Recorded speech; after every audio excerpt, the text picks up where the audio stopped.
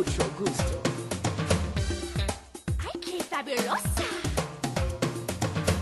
¡Ay, ay, ay! ¡Arriba! ¿Quieres bailar?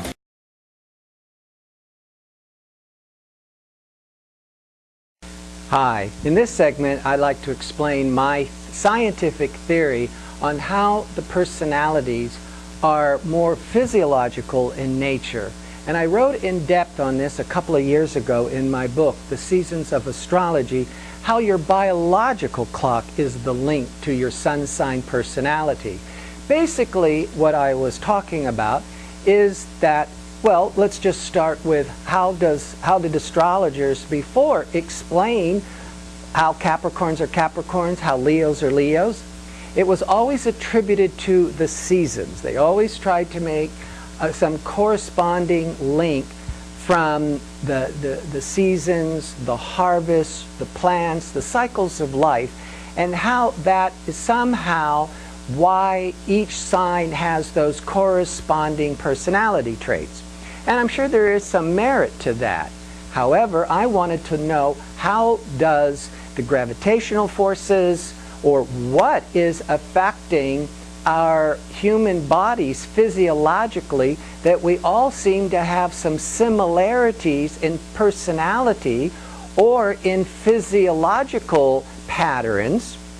And why are all people born in January or Capricorn all seem to have something in common, as opposed to Geminis in June and Virgos in September? Well, when I started to realize that the seasons are connected with the personalities, but what creates the seasons?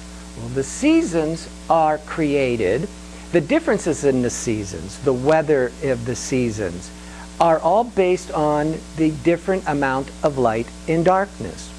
Winter begins the spring equinox, which is the first day of winter, which is the first day of Capricorn, when there is the longest night and the shortest day. And each day after that, the light gets a little longer until we get to the spring equinox, when there's equal light and equal darkness. The summer of June the 21st is the longest day of the year. The next day, there's a little less light, a little more darkness.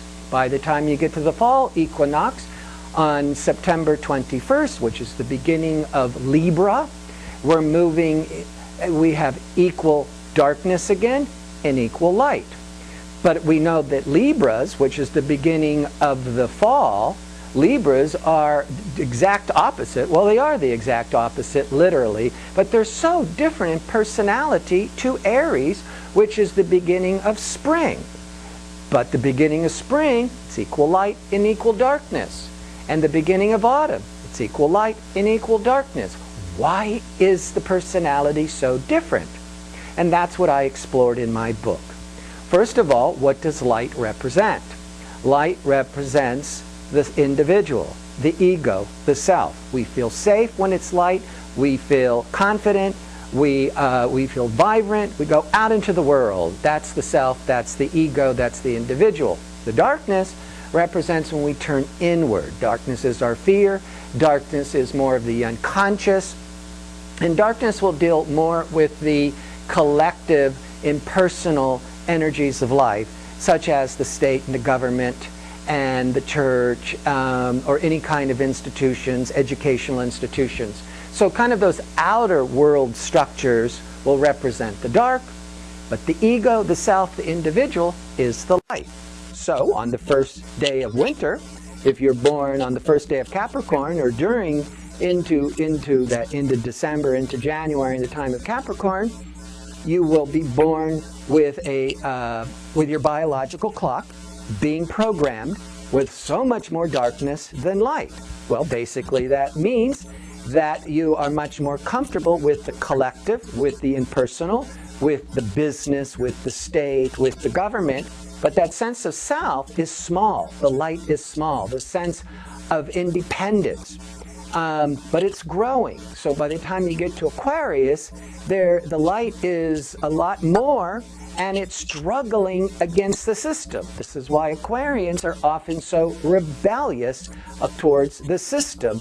Yet Capricorns are much more comfortable with the system. And by Pisces, there is a lot more light, but there's more darkness. And so this is Pisces beginning to really explore that there's something within them. But there's something much bigger and grander, which is the darkness.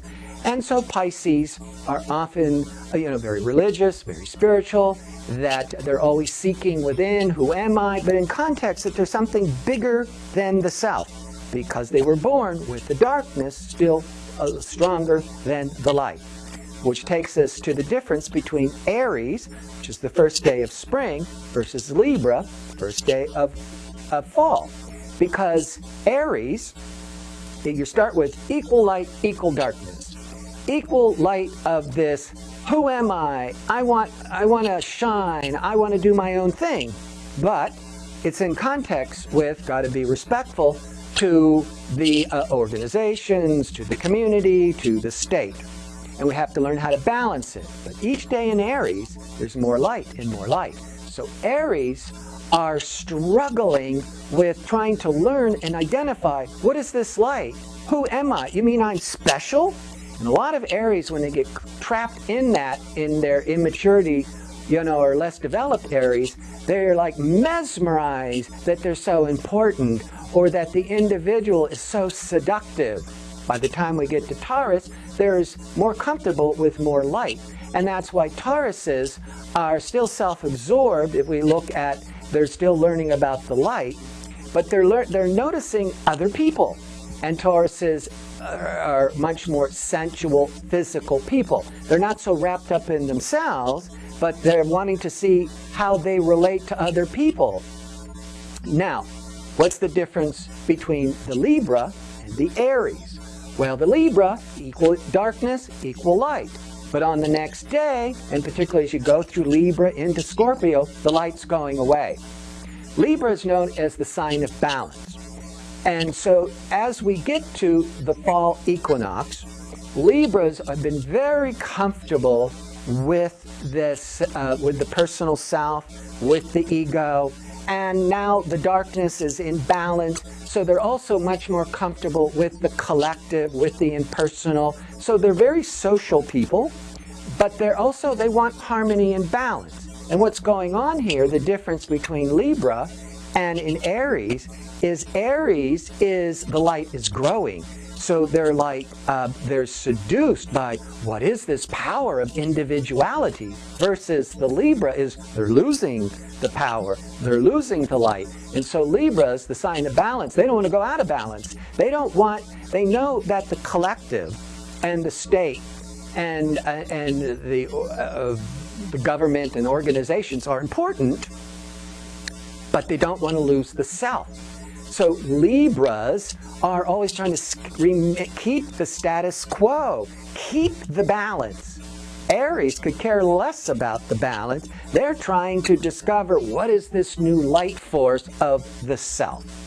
And so as we go through each of the 12 signs, the more darkness you're born under, the more you're pulled into all the symbolisms of the darkness, and more of the collective. And the more light that's growing, the more you are seeking the self. I